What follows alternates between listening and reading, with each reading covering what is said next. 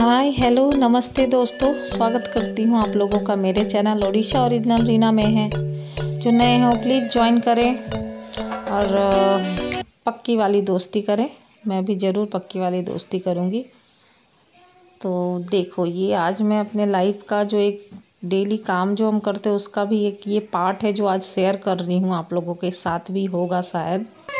खाना बनाते बनाते बहुत लोगों के साथ ये प्रॉब्लम आई होगी जो आज मेरे साथ भी आ गई। खाना बना रही हूँ और गैस हो गया खत्म। और इस पर प्रॉब्लम क्या हो गई है पता है? इसको ढक देती हूँ पहले और अभी इंतजाम करती हूँ सिलेंडर लेकर आने का। तो इस बार सिलेंडर बॉय जो आया था गैस, तो वो ना ऊपर फ्लोर में लेकर नहीं आया, नीचे ही रखा हुआ है। इतनी भारी वाली सिलेंडर अब मुझे नीचे वाले सीढ़ी से, मतलब नीचे फ्लोर से सीढ़ी में ले लेकर कैसे मैं आऊंगी, तो वो रियल आज मैं आप लोगों को दिखाती हूँ। तो पहले मैं इसे निकाल कर क्लियर करती हूँ।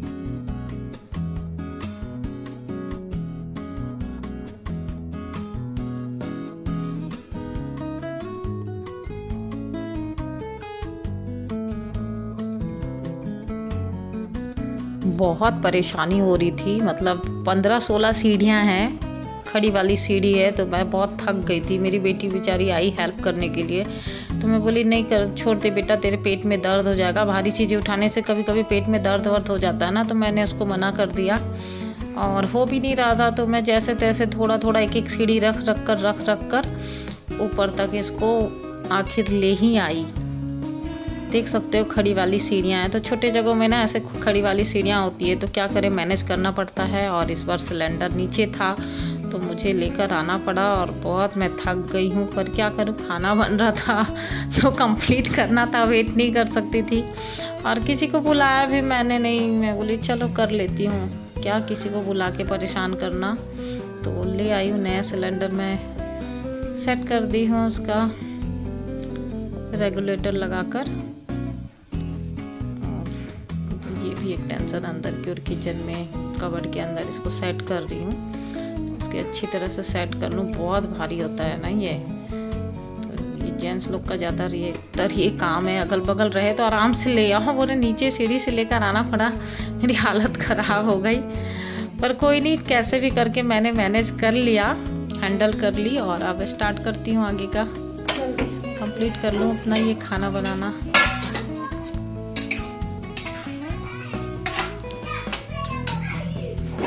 ये बना रही थी पालक दाल, तो दाल बन चुका है ये कुकर में, और पालक को फ्राई कर रही हूँ। पालक अच्छी तरह से फ्राई हो जाएगा, फिर उसमें दाल ऐड करूंगी। तो दोपहर के लंच बना रही हूँ बच्चों के लिए, चावल और पालक दाल। तो इतनी मेहनत करनी पड़ती है खाना बनाने से, सिर्फ उसमें तेल तड़का लगा के नहीं बनता भाई, बहुत सारा चीज करना पड़ता है। वही मैं बता रही हूँ कि बहुत सारा कुछ इजी नहीं होता है, बहुत मेहनत लगती है।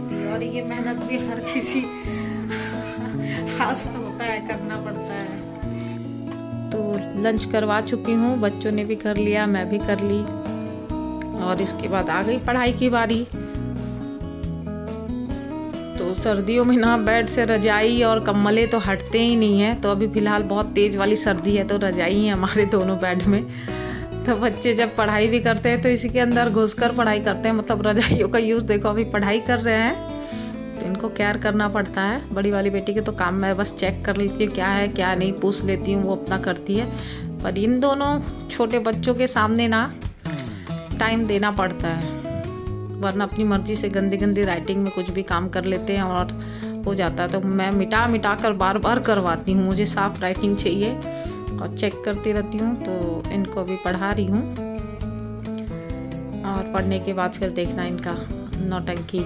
तो सर्दियों में भी मतलब रजाई के अंदर बैठे हैं, कभी इनके रबर खो जाते हैं, कभी पेंसिल रजाइयों में ही गुम हो रहे थे और मैं बार बार निकाल के देती रहती, ढूंढती रहती हूँ। मतलब इरिटेट हो जाती हूँ ना। घर का काम एक तो वो परेशानी, दिमाग मतलब सब कुछ परफेक्ट होता है तो अच्छा लगता है, वरना छोटी मोटी परेशानियों से भी थोड़ा वो हो जाता है, इरिटेशन सा हो जाता है। और बच्चों को जब भी पढ़ाने बैठो तो जो आधा बचा हुआ दिमाग रहता है ना, वो भी ख़त्म हो जाता है। तो चिक चिकबाजी बहुत करनी पड़ती है बच्चों के पीछे। बहुत अच्छे हैं मेरे बच्चे, लेकिन जितने भी बच्चे अच्छे क्यों ना हो, चिक चिकबाजी कोई भी मम्मी ऐसी नहीं होगी कि बच्चों के पीछे बोलना ना पड़े। एक बार डांट लगाती हूँ तो कॉपी किताब सब लेकर बैठ जाते हैं। तो भी बैठे हैं ना, हमारा तो खाना हो ही गया था, तो इनके साथ बैठी हूँ, इनको काम करवा रही हूँ। और देखो कैसे काम करने का तरीका, रजाई के ऊपर में ही बैठ के इनको टेबल वेबल लगा के वैसे इनको पढ़ाई करना है। और ये छोटा वाला बेटा मेरा ये काम कर रहा है, इसी ये तो और मतलब देखो रबर सामने दिख रहा ना, इतना पढ़ाई करते करते 3 बार इसके रबर में ढूंढी हूँ। मतलब रखने के बाद भी बार बार इनके रबर ही खो जाते हैं और मैं रबर पेंसिल से ही परेशान रहती हूँ। काम तो ये कर लेते अपना, बस रबर पेंसिल गुम होता रहता है इनका 2-2 मिनट के अंदर। अपने काम करने में लगे हुए हैं सब, मैं सारा काम करवा दूँ, फिर उसके बाद इनको धूप में खेलने का भी टाइम देती हूँ। पर आजकल धूप नहीं निकल रहा है, अभी कुछ दिनों से हमारे यहाँ बिल्कुल भी धूप नहीं है। फिर भी थोड़ी बार बाहर खेल लेते हैं, खेलना भी बहुत ज़रूरी है। तो लंच करने के बाद 1 घंटा मैं बैठाई हूँ, पढ़े हैं, फिर शाम को 1 घंटा खेले हैं। और उसके बाद फिर तो खेलने के बाद इनको टीवी ना मिले देखना तो इनका हो ही नहीं सकता।